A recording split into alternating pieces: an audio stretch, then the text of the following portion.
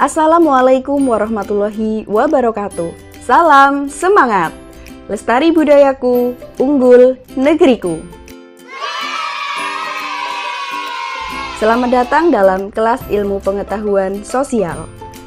Pada video kali ini akan dibahas secara sederhana tentang manusia, tempat, dan lingkungan. Oh iya, tak kenal maka tak sayang. Sebelum memulai pada video pembelajaran, perkenalkan saya, Ratna Aprilia, akan menemani kalian belajar. Nah, bagi yang ingin menghubungi saya, kalian dapat menghubungi melalui kontak yang ada di presentasi ini.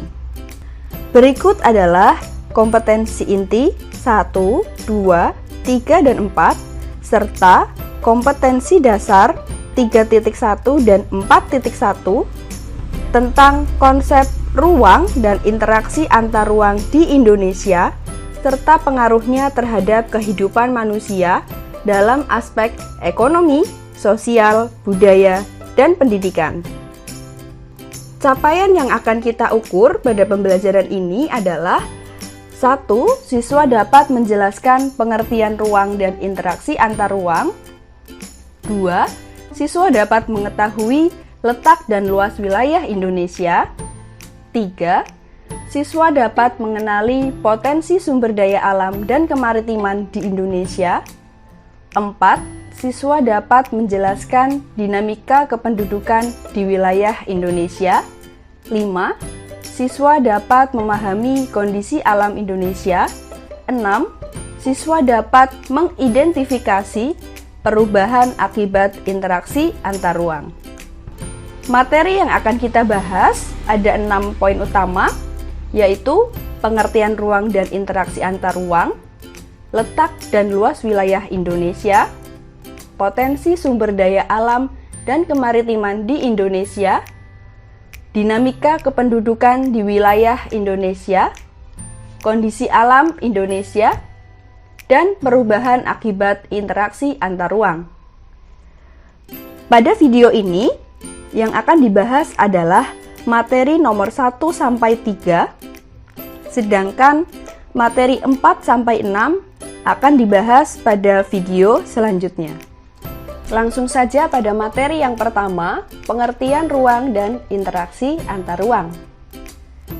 Ruang adalah sebuah tempat di permukaan bumi, baik secara keseluruhan atau sebagian, yang digunakan sebagai tempat tinggal makhluk hidup. Interaksi antar ruang adalah sebuah pergerakan yang dilakukan oleh orang, barang, hingga sebuah informasi dari suatu daerah ke daerah yang lain atau dari daerah asal menuju ke daerah tujuan yang sering disebut sebagai kondisi saling bergantung.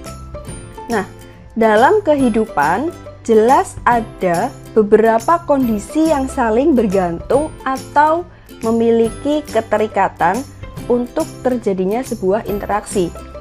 Dalam hal ini, ada 3 kondisi saling bergantung. Yang pertama adalah saling melengkapi. Saling melengkapi merupakan sebuah kondisi yang bisa terjadi jika ada wilayah-wilayah yang berbeda komoditasnya yang dihasilkan. Contohnya, wilayah A kelebihan sayuran, sedangkan wilayah B kelebihan ikan. Nah, untuk bisa saling melengkapi, maka akan terjadinya kondisi saling bergantung antara wilayah A dengan wilayah B. Wilayah A akan mengirim sayuran ke wilayah B, dan wilayah B akan mengirim ikan ke wilayah A. Kondisi saling bergantung yang kedua adalah kesempatan antara. Kesempatan antara merupakan suatu lokasi yang menawarkan sebuah alternatif yang lebih baik sebagai tempat asal maupun tempat tujuan. Nah, contohnya adalah wilayah A yang kelebihan sayuran dan wilayah B yang kelebihan ikan, pada awalnya mereka memiliki hubungan yang baik atau erat. Namun, ketika diketahui wilayah C yang memiliki jarak lebih dekat, kemudian aksesibilitas yang lebih baik, lebih mudah, maka hubungan wilayah A dengan wilayah B akan merenggang dan akan terjadinya hubungan baru antara wilayah A dengan wilayah C sebagai kesempatan antara. Dan yang ketiga adalah kemudahan transfer. Dalam proses pengangkutan baik barang maupun orang, maka akan dipertimbangkan biaya. Nah, biasanya biaya yang dicari adalah biaya yang lebih rendah. Di sini, apabila wilayah A yang kelebihan beras akan melaksanakan interaksi dengan wilayah B yang kekurangan beras, tetapi tidak didukung dengan kemudahan transfer seperti kendaraan, fasilitas umum, jalan raya, dan seterusnya, maka interaksi antara wilayah A dengan wilayah B dapat terganggu. Oleh karena itu, perlu adanya kemudahan transfer. Materi yang kedua adalah letak dan luas wilayah Indonesia. Indonesia terdiri atas wilayah daratan dan lautan. Wilayah laut Indonesia hampir 2/3 dari seluruh wilayah di Indonesia. Nah, karena memiliki luas lautan yang sangat luas, maka Indonesia juga memiliki garis pantai yang sangat panjang.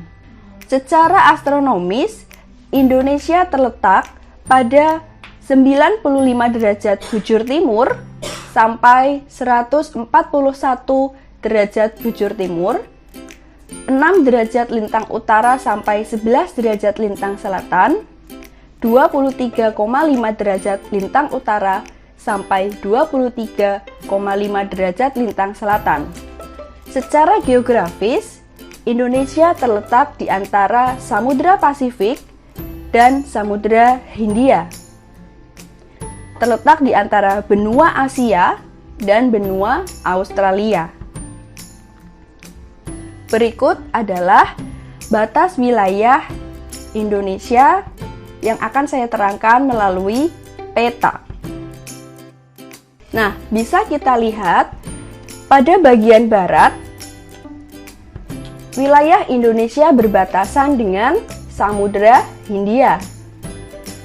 Pada bagian utara, wilayah Indonesia berbatasan dengan Malaysia, Singapura, Filipina, dan Laut Cina Selatan. Bagian timur berbatasan dengan Samudra Pasifik dan Papua Nugini.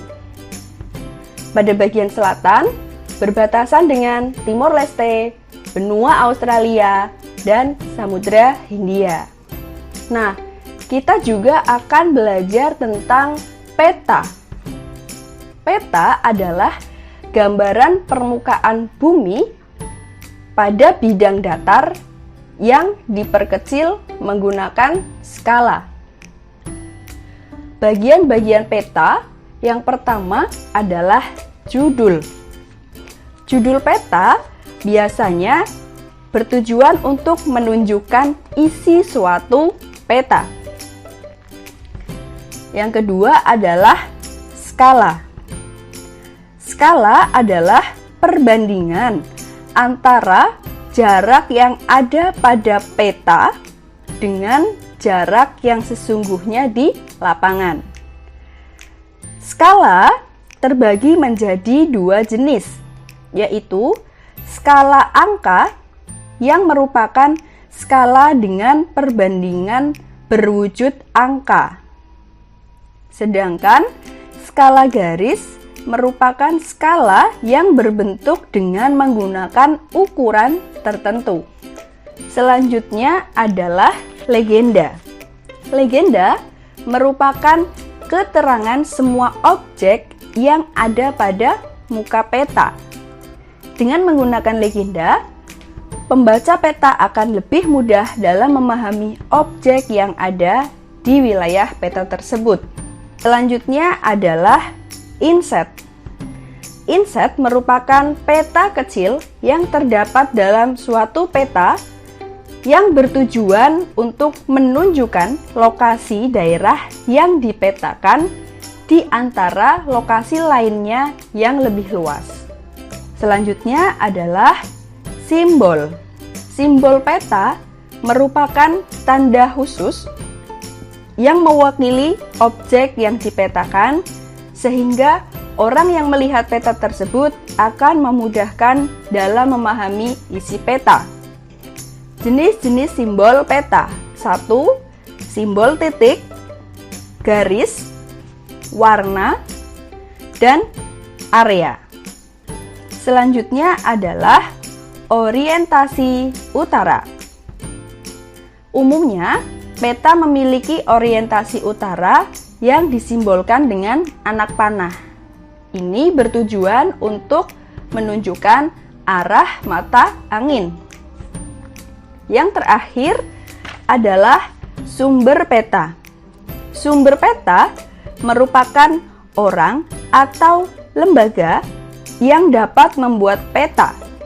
Nah, berikut bagian-bagian peta yang akan saya jelaskan melalui peta Indonesia. Di sini kita lihat bagian paling atas, ini adalah judul peta, yaitu Peta Wilayah Kedaulatan dan Yurisdiksi Nasional Republik Indonesia. Kemudian kita dapat melihat orientasi utara. Ini untuk menunjukkan arah mata angin. Kemudian kita melihat di sini ada legenda. Nah, di bawahnya kita lihat ada skala, jenisnya ini adalah skala garis. Nah, bawah di sini ini ada yang namanya sumber peta. Di sini juga ada simbol, kita bisa lihat ada yang garis-garis. Di sini batas wilayah, kemudian ada yang berbentuk lingkaran kecil, ada yang berbentuk kotak warna. Nah, itu adalah simbol peta. Demikian pembelajaran hari ini. Terima kasih dan sampai jumpa di pembelajaran selanjutnya. Salam semangat. Wassalamualaikum warahmatullahi wabarakatuh.